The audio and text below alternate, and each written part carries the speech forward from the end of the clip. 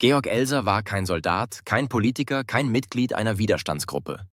Aber Elser erkannte früh, dass der Nationalsozialismus unweigerlich zu Krieg und Zerstörung führen würde.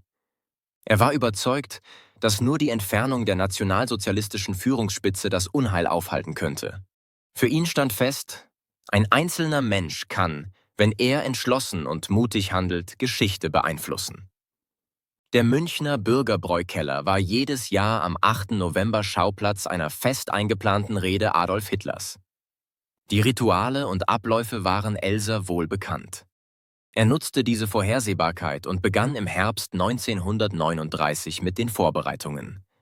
Abends mischte er sich unauffällig unter die Gäste und versteckte sich nach Schließung im Gebäude. Nachts arbeitete er ungestört. Über Wochen höhlte er eine tragende Säule direkt hinter dem Rednerpult aus. Den Sprengstoff besorgte Elser selbst, indem er während seiner Arbeit in Steinbrüchen kleine Mengen Sprengstoff und Zündmittel entwendete. Mit handwerklichem Geschick konstruierte er eine technisch ausgefeilte Zeitzünderbombe, deren Präzision über Erfolg oder Misserfolg entscheiden sollte. Am 8. November 1939 war es soweit. Hitler hielt wie jedes Jahr seine Rede im Bürgerbräukeller. Im Saal befanden sich zahlreiche regionale NS-Funktionäre, darunter Adolf Wagner, der mächtige Gauleiter von München-Oberbayern, und Christian Weber, ein enger Vertrauter Hitlers. Hochrangige Parteimitglieder, SA-Funktionäre und alte Parteikader waren anwesend.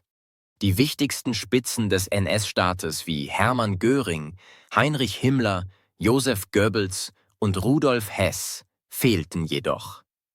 Elsers Bombe explodierte exakt wie geplant. Die Säule zerbarst. Der Saal wurde verwüstet, mehrere Menschen kamen ums Leben.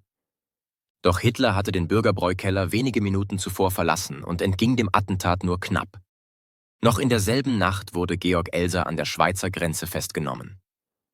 Bei ihm fand man verdächtige Gegenstände wie Zünderteile und Skizzen. Die Gestapo erkannte schnell, dass Elser der Täter war, doch man konnte kaum glauben, dass er allein gehandelt hatte. Das Regime verdächtigte den britischen Geheimdienst, den British Secret Intelligence Service, hinter dem Attentat zu stehen. Elser wurde monatelang verhört, doch er blieb standhaft und beteuerte immer wieder, dass er allein gehandelt hatte. Trotz der eindeutigen Beweislage hielt das Regime Georg Elser jahrelang gefangen. Erst kurz vor Kriegsende, im April 1945, wurde Elser auf persönlichen Befehl Adolf Hitlers im Konzentrationslager Dachau ermordet. Elser bewies, dass auch ein Einzelner den Mut haben kann, sich gegen ein verbrecherisches Regime zu stellen.